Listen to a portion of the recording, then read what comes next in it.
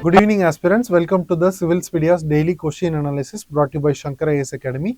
And in this video, we will be dealing with some of the questions, both prelims and mains, which are taken based on the topics which are relevant to the discussion happened on 10th of September 2025. So, if you haven't seen the video which was posted on the morning, please have a overview of that video for better understanding as well as for its relevance. And we also kindly request you to subscribe to the Shankar IAS Academy YouTube channel if you haven't subscribed yet for receiving the prompt update from our side. And the first question for today's question analysis session is a UPSC previous year question which was asked in the year of 2019. And the question is, consider the following pairs. First, they have the list of in the first column they have listed the wildlife species, and the second column they have listed the region which was naturally found by this species.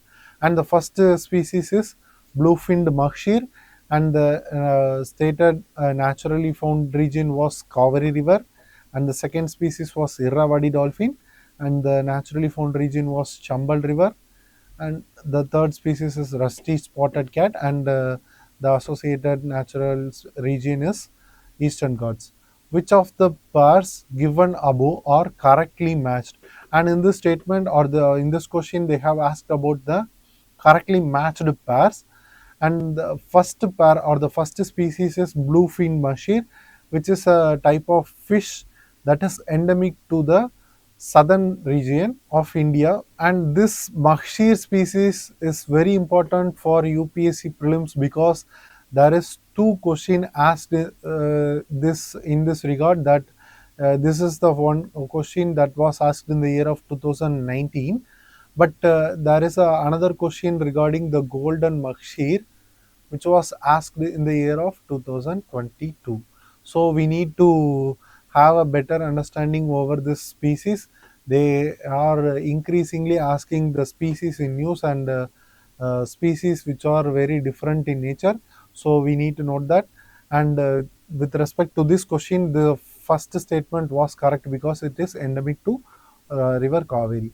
And the second pair, that is Irrawaddy dolphin and Chambal river, as we know, Irrawaddy dolphin was naturally found in the brackish water region or the estuaries and the freshwater zones of Ganga and Brahmaputra region, and not in the Chambal region or the Chambal river.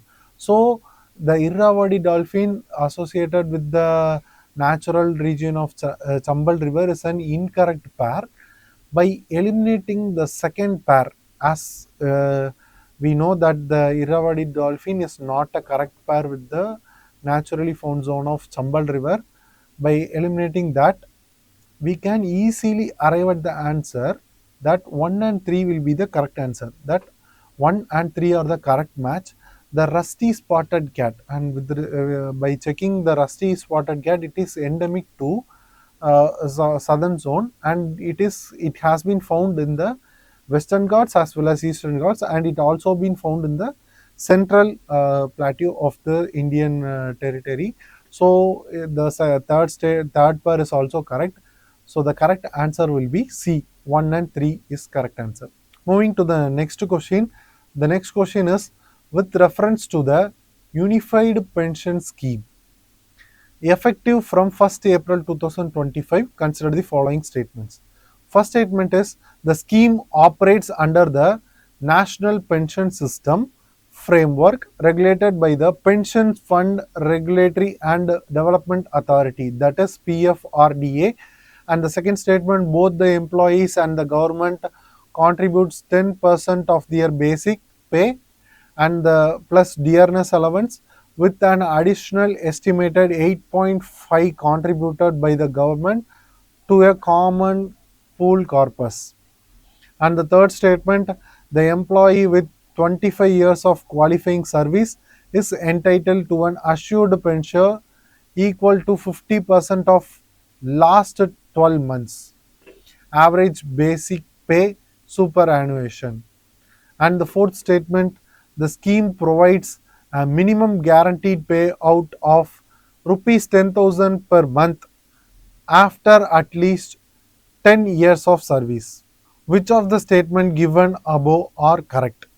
And they asked about the correct statement. And with respect to this question, all the four statements are correct and are very relevant to the Unified Pension Scheme. So this is a question which we has to openly stated this statement for better understanding about the Unified Pension Scheme, as we doesn't discuss in deep in the prelims focus, which we discuss in the morning session. So this is a factual and informative question which stated that all the statements given in this question are very correct and very true to the Unified Pension Scheme. So please note of it. So the answer for this question will be 1, 2, 3, and 4. All the statements are correct. And moving to the next question, the question is, consider the following statements regarding no confidence motion in India.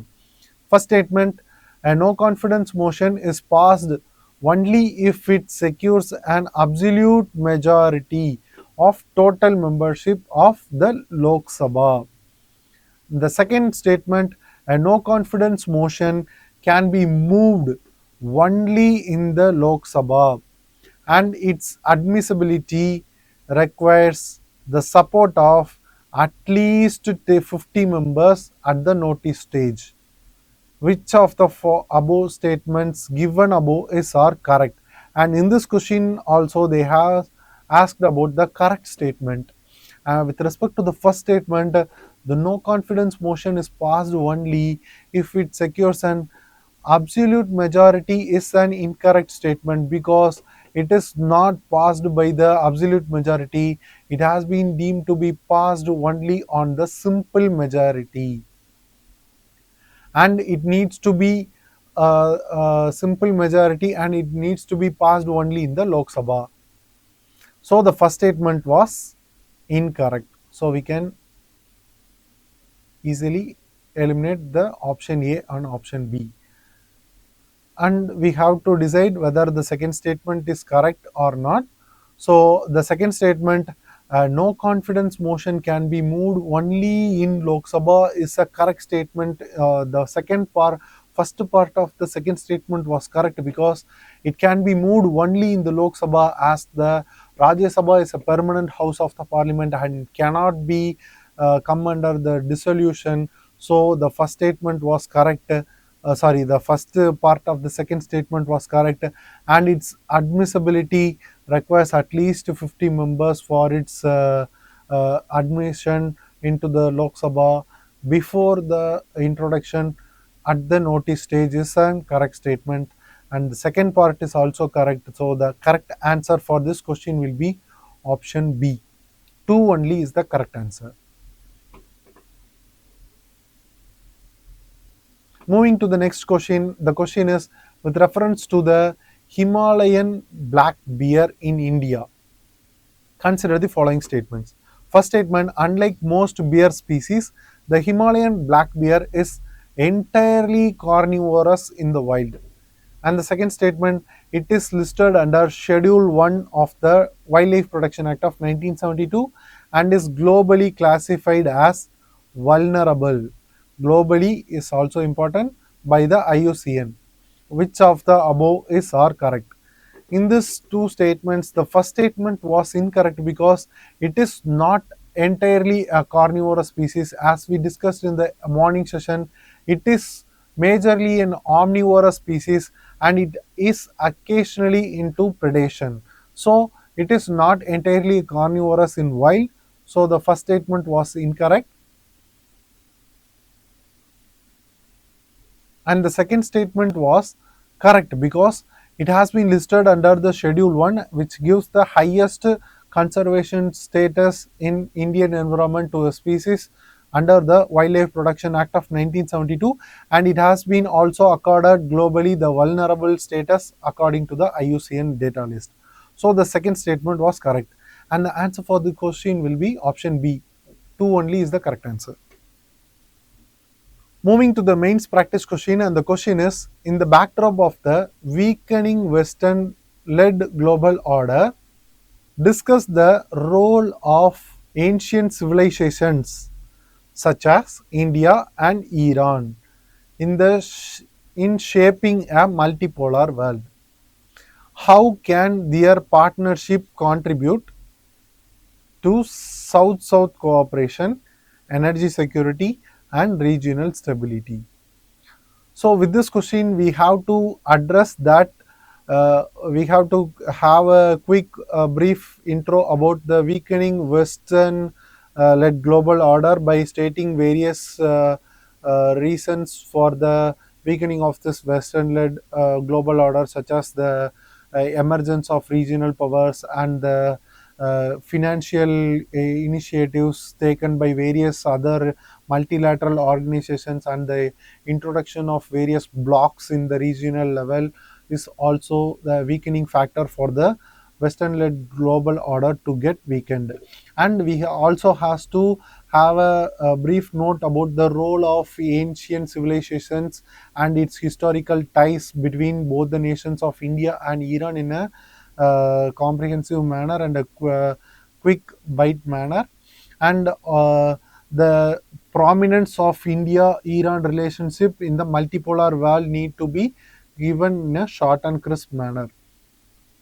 And we also has to address the partnership that both the nations, that India and Iran has to contribute to the various sectors like South-South cooperation for its regional stability and the regional engagement in the modern era, and the energy security zone and the regional stability will also has to be addressed separately. So this is the structure that needs to be provided in the question, and we also has to state the challenges and the way forward associated with the association or the mutual cooperation between India and Iran. And we also has to have a quick view about the ancient civilization between both the nations as a point of inference between both the nations.